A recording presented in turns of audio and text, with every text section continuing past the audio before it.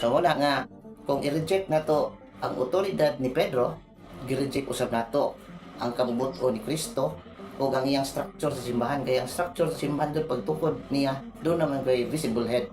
O niya, maabot na sunahuna lang ang ano man nga importante pa mas Pedro. In connection ka to nga to ang istoryahan nito ang ano, moagi pa Pedro.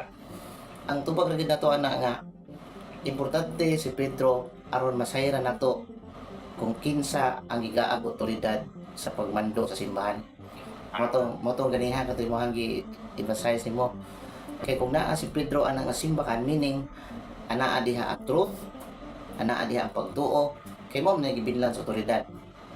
Unya, kana sa simbahan na kung diin nagpasakop si Pedro, mo po na siya nag-preserve sa unity sa mga magtotoo. So, with the presence of Saint Peter as the first leader, na preserve ang unity sa simbahan. Unya, mabot po na sa mga pangutanan nila kinamo ko libro mamito na sa mga SDA o kining Baptist pre nga kana bang si San Pedro Santo Papa o mga kasanto papahan na turon Papa Leo naa sa libro nga Ilis ni Kristo. Kana siya kinahanglan nato na masabtan na kung saan nato na patubag kay gamit kay na sa mga 70 Adventist labi na nilang Denmark, Santiago o nilang mga 70 Adventist nga Ilis si Pedro ni Cristo. So kinahanglan nato nang masabtan nga kanang Vicarius Christi nga ilahang gigamit. So wa na magpasabot nga giilisan ang pagka-Dios ni Cristo. Siya ang visible head nga makita sa tinuod nga simbahan nga Disyuta. Mao na siya gitawag Vicarius Christi or representative of Jesus Christ. Naaman na sa Biblia pre. Ingon San Pablo, Galacia 4:14. Nga siya, apan bisan ko ng akong sakit nakahasol pag-ayop kaninyo, wala ako ninyo tamaya o isalikway. Gidawat tinon ninyo ako nga daw usa ka anghel sa Dios sama nga si Kristo Jesus gayud ang inyong gidawat. So muna pagdawat nato ni Pedro as unang leader sa simbahan sama ra nga gidawat nato sa Kristo. Mo na punto atong atake sa mga 70 nga Ilis Pedro ni Kristo. So ilahat tong wa giputol to nila, wa to nila sa tarungang sabot. So wala nga kung i-reject nato ang otoridad ni Pedro, gi-reject usab nato ang kabubuto ni Kristo o ang iyang structure sa simbahan. Kaya ang structure sa simbahan doon pagtukod niya, doon naman kay visible head nga mga to si Pedro. Unya, mga to, yung mga na-emphasize kaniha nga ang pagka Santo Papa ni Pedro wa mag-agad kung siya maminyo.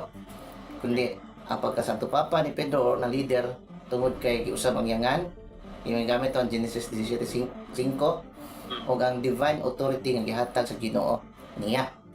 Unya, o ato pong tanaw ng Old Testament pre kanang sa Isaiah 22:22 ikuan ko na pre kumasahan ang Ginoo mingon ngadto kang Sebna ngadtong adlaw paanihon ko ang akong sulugoon nga si Eliakim nga anak ni Hikayas. Suluban ko siya sa imong biste o baksan ko siya sa imong bakos. Unya itugyan ko kaniya ang imong gakom o mahimo siyang amahan sa mga lumulupyo sa Jerusalem o sa Huda. Og isangon ko sa iyang abaga ang Yahweh sa balay ni David. Siya mong abli ni ini og walay makasira. Musira siya ni ini og walay makabli.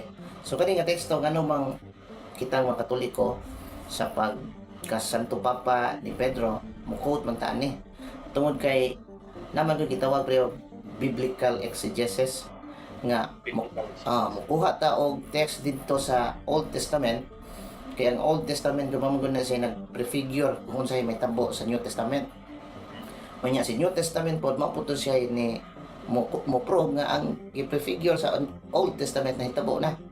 So muna kita biblical exegesis nga naman nga ni-quote ng tana tungod kay sa Davidic Kingdom pre, ang hari mupili o primero ministro.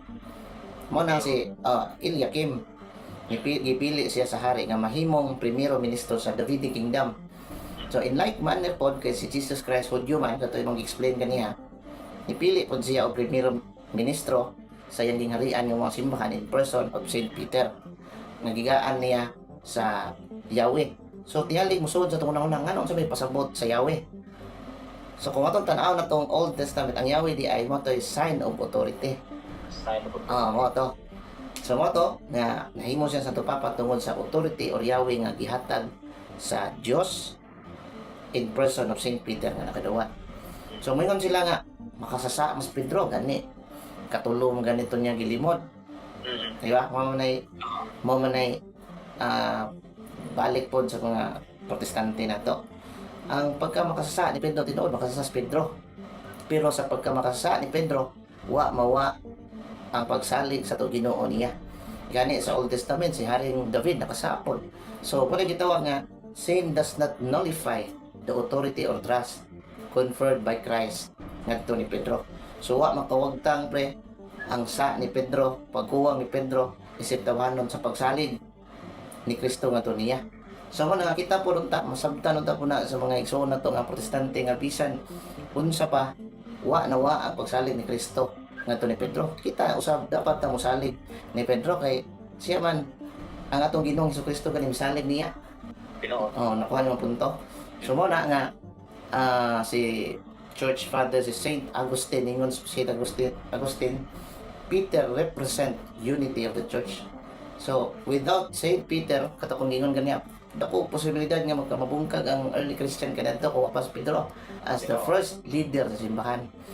So na nga unique ang komisyon ni Pedro kay gigaan sa otoridad. Mingon sila nga mingon ang mga protestante pre nga pareha raman ang mga apostoles. Yes, pareha sila in the dignity kung pagsalig Ginoo kay sa Mateo 18 kita pre. Mateo 18:18 kung ma-flash nimo. Ngayon siya, o busa sultihan ko kamong tanan ang inyong idili dinhi refers to the 12 apostles na pre. Idili usab dito sa langit. Ug ang inyong itugot dinhi sa yuta, itugot usab dito sa langit. So sila as apostles, same sila nga gisaligan jud sa to Ginoo. Pero laki si Pedro kay gigaan mo gid sa Yahweh. Motong infallibility of the Pope. Nga unsa jay mong idili ni Pedro ha? Idili ko usab dito sa langit. Kung usay mong itugot ko usab dito sa langit.